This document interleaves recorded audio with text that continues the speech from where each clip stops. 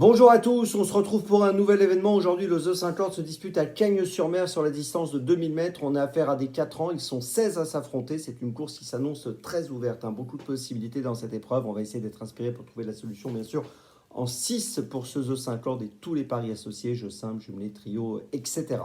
Avant de démarrer, je vous rappelle que vous pouvez vous abonner à la chaîne YouTube de The Tur. Vous pouvez aussi activer la cloche pour être informé dès que mon prono est posté. Et puis je vous le dis tous les jours, c'est important. N'oubliez pas le jeu responsable, les mentions qui sont en bas ici. Allez, j'y vais. En 6. Écoutez, j'ai placé en tête le numéro 7, Olympique Message. C'est un concurrent qui vient de finir deuxième à Cagnes dans le prix de Cannes. C'était le 17 janvier sur 1600 mètres. Ici, il va évoluer sur 2000 mètres. Il sera mieux sur 2000 mètres. Il a été battu d'une courte tête seulement l'autre jour. Auparavant, il avait fini 7e à Chantilly le 12 décembre sur 1600 mètres. Pour le moment, il n'a couru que 2 fois pour son nouvel entraîneur et les 2 fois, c'était plutôt bien. Son nouvel entraîneur, c'est Nicolas Perret.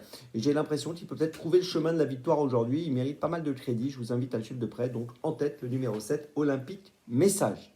En deuxième position, j'ai placé le 8, Jogen Space. Alors, c'est un concurrent qui est intéressant aussi. Il a fini 5e du prix du Languedoc le 29 janvier sur un parcours quasiment similaire, 2150 mètres. Il est entraîné par Édouard Montfort, qui l'aime bien, qui considère qu'il est capable de briller dans ce genre de course. Et j'ai le sentiment qu'ici, avec un numéro 3 dans les stalles de départ, monté par Simon Planck, il est capable de lutter activement pour les premières places si son parcours est fluide. En troisième position, j'ai placé le 14 Cowboy, alors qui a gagné le prix du Roussillon le 29 janvier sur 2150 mètres à Cagnes-sur-Mer, de manière tout à fait convaincante, et qui auparavant avait très bien couru, toujours à Cagnes-sur-Mer, dans le prix dans lequel Jim Anzor, qu'on retrouve aussi aujourd'hui, avait fini deuxième dans une course disputée le 20 janvier. C'est un cheval qui a couru 8 fois, qui a fini 6 fois dans les 4, et donc ce numéro 14, Cowboy, me semble compétitif pour une place. En quatrième position, j'ai retenu Jim Anzor, justement, je viens d'en parler. Il vient de finir deuxième le 20 janvier, donc course dans laquelle Cowboy avait terminé troisième. Il a couru simplement 4 fois dans sa carrière, 4 fois il a fini dans les 5. Il est sérieux, il va courir pour la première fois dans un handicap, mais il est capable de jouer un bon rôle.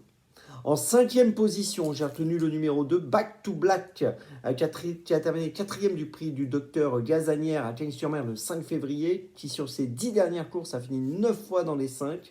C'est son premier handicap, mais vu sa régularité, on est obligé de le garder. Et puis en sixième position, j'ai retenu le gros poids, le numéro 1, le Sage. Premier handicap également pour lui, il a 61 kg, c'est beaucoup. Il a couru 7 fois dans les 4, on ne peut rien lui reprocher. Et logiquement, dans cette épreuve, il est capable de jouer un bon rôle. Il vient de finir 4e à Cagnes-sur-Mer le 21 janvier sur 1600 mètres, mais il avait gagné à Salon de Provence sur 2000 mètres auparavant au mois de novembre. Donc la distance ne sera pas un problème. Je vous résume mon choix en 6 pour ce 50 qui s'annonce très ouvert et très compliqué. En tête, le 7, puis derrière le 8, le 14, le 10, le 2 et le 1. Départ de la course, les amis, attention, 15h15 aujourd'hui samedi. On se retrouve maintenant demain pour Vincennes. Et d'ici là, avec The Turf, ça va aller.